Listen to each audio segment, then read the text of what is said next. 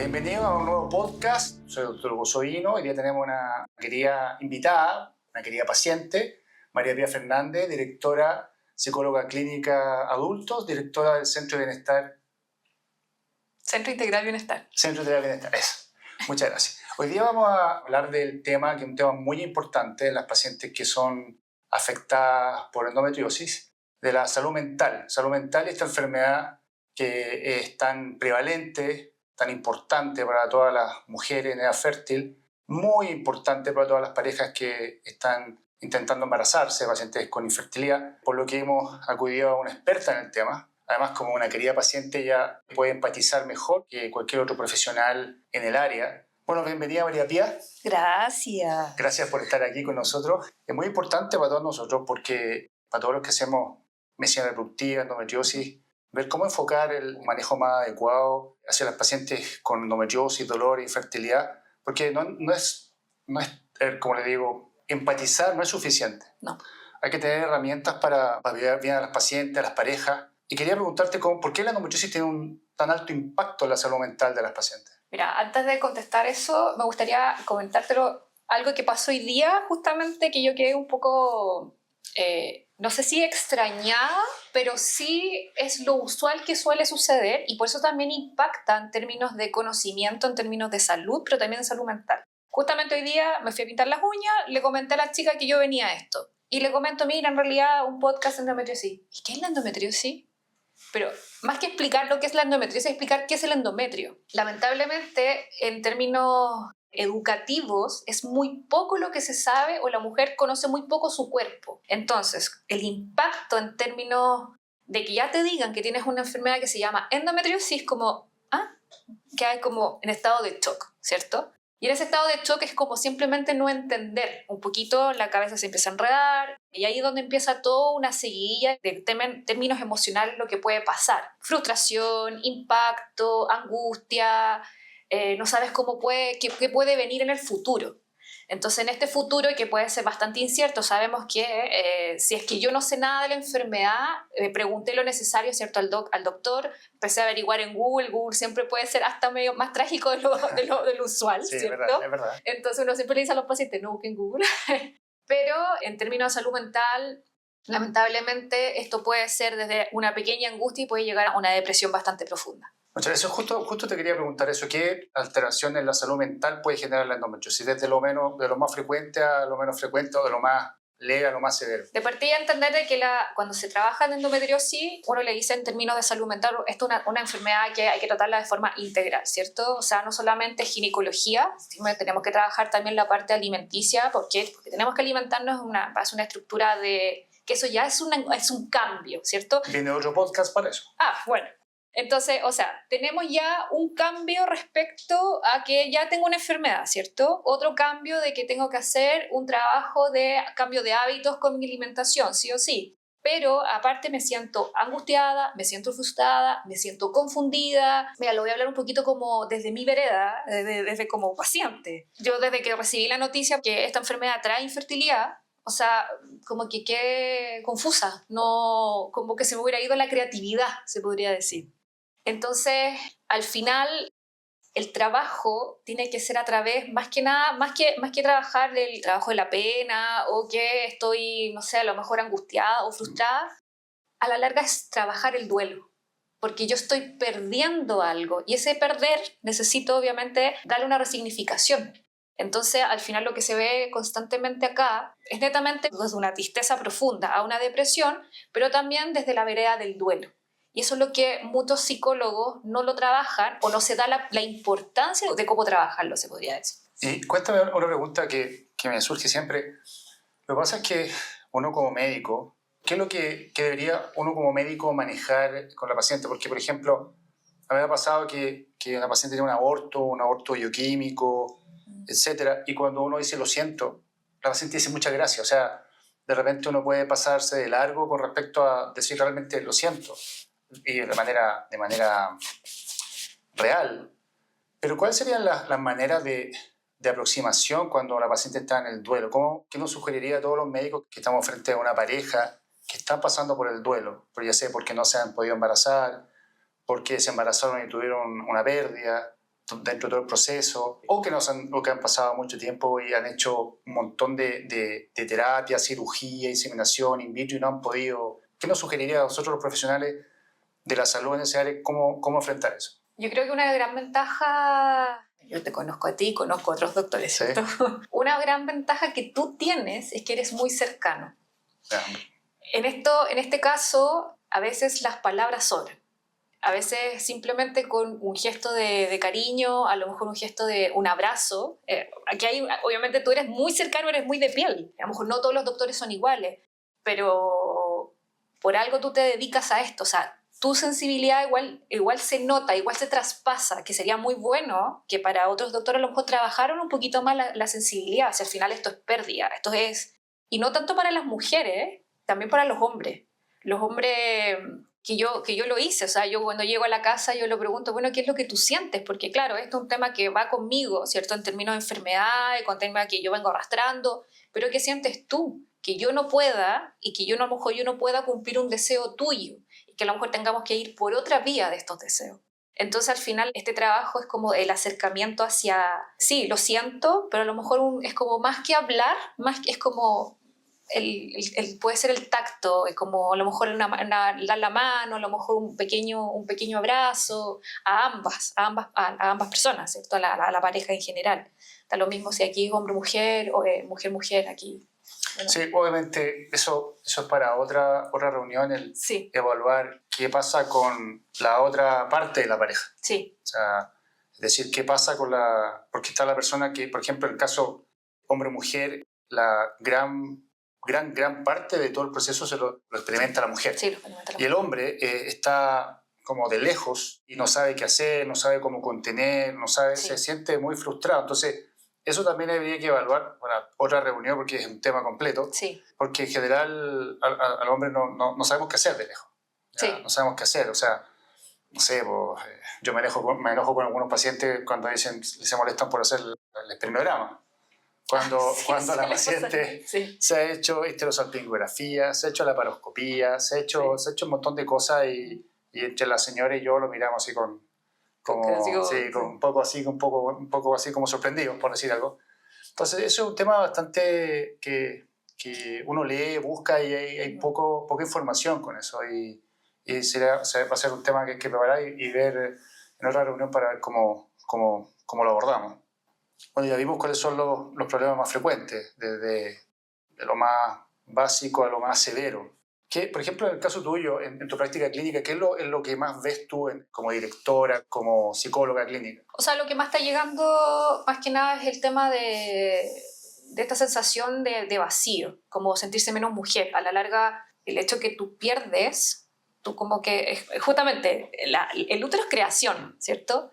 No estás creando. Entonces te sientes menos, la autoestima se te va por el suelo, parálisis en términos laborales, confusión, frustración, angustia, porque al final como que, chuta, ¿por qué a mí? ¿Por qué soy yo? ¿Por qué esta vez me tocó a mí? ¿Por qué no fue a otra persona? ¿Cierto? Entonces empiezan todas esas dudas, preguntas y al final te empieza este pensamiento rumiante constantemente a afectarte tu cabeza. Obviamente al final hay mujeres que van a tener, o sea, han llegado a tomar medicación para la depresión justamente, estabilizados de ánimo, para poder dormir mejor, para poder equilibrarse, más la psicoterapia. La psicoterapia es de la vereda del duelo, pero también desde la vereda del perinatal. Trabajar la parte perinatal cuando ya no puedes. Una cosa es cuando, ¿cierto?, que tengamos endometriosis y no sabemos nuestro futuro, si eres muy joven, a lo mejor ya decidiste no tener hijos, o simplemente a lo mejor sí existe la posibilidad, pero se trabaja desde la endometriosis, se trabaja desde el duelo. Pero cuando ya te dan la noticia de que no, en realidad no se puede y hay que tomar otras opciones, trabajar desde la vereda de perinatal. Entonces...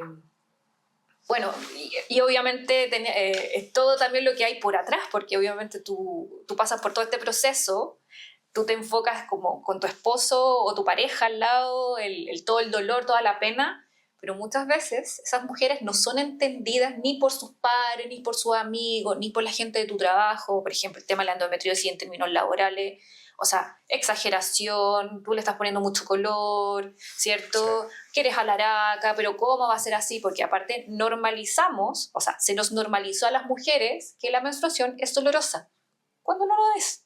Sí. Entonces, eso es lo habitual. Claro.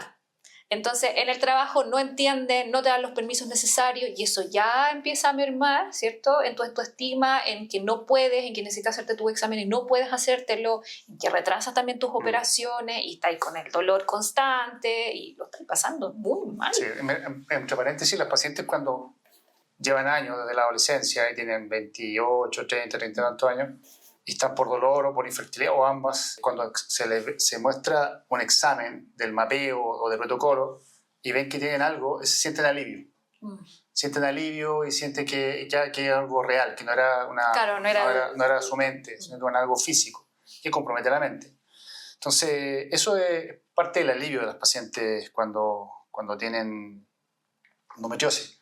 Y en tu práctica clínica, ¿qué intervenciones, qué sugerencias haces para que esta desmedro de la salud mental pueda mejorar o sea menos intenso? ¿Qué es? ¿Se nos podría explicar en términos sencillos? O sea, de partida hacerse cargo, de hacer un acompañamiento, sí o sí. Tenemos que hacer un acompañamiento, o sea, hablo desde mi vereda también, o sea, sí. Yo me estoy acompañando hoy día con una psicóloga por lo mismo, porque necesito obviamente el hablar, ¿cierto? Necesito sacar la pena que tengo dentro, pero también darle una resignificación y poder seguir adelante con mi vida, ¿cierto?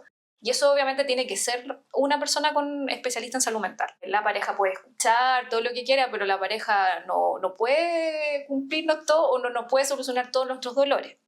Eso también implica en que tengo que trabajar otras aristas. O sea, si me siento sola, a lo mejor no tengo el apoyo de mi familia, no tengo apoyo de mis amigos, bueno, justamente trabajarlo desde la vereda de la salud mental. Pero el psicólogo sí o sí tiene que ojalá ser un centro especializado en endometriosis, que entiendan de lo que hayan pasado, ojalá por lo mismo, más que la empatía, es como, no, sí, yo pasé por lo mismo que tú, siento tu dolor, o sea, sé perfectamente cuánto te dolió, sé perfectamente cuánto pasaste por la operación y sé perfectamente desde la vereda. O sea, eso tú lo ves, por ejemplo, yo trato de hacer eso, ¿eh? O sea, gente que haya vivenciado la enfermedad para que puedan atender a mis pacientes. O sea, claro. ¿por qué? Porque es diferente. Sí, pues. Es diferente haber pasado o estar pasando por el proceso antes para poder ayudar mejor a las pacientes. Tal cual. Y, por ejemplo, cuando tiene una paciente con endometriosis, con infertilidad, además de asesorar al marido, ¿busca alguna ayuda, alguna educación, alguien más en la familia, la mamá, el papá? Algo en el núcleo familiar, el núcleo de cariño de la paciente. Debería hacerse. Yo creo que también eso va a depender mucho el cómo lleva la paciente también su tema. A veces el tema de la endometriosis y la infertilidad es como bien en silencio, como a muchas mujeres les da vergüenza decir que no pueden ser madres. Entonces tratan de ocultarlo, no lo comentan mucho la familia, como que lo cuentan más o menos los papás, pero sí la única forma de recibir apoyo es que a los seres que más quieres y a los que de verdad te entregan cariño, explicarle bien cómo es toda la situación, ¿cierto? En este caso, claro, una psicoeducación. Si es que se pudiera, obviamente, justamente hacer con el psicólogo sería lo ideal. Pero también las pacientes, cuando ya más o menos lo elaboran, cuando ya pueden hablar del tema, porque muchas veces cuando empiezan a hablar, obviamente viene el llanto o la angustia.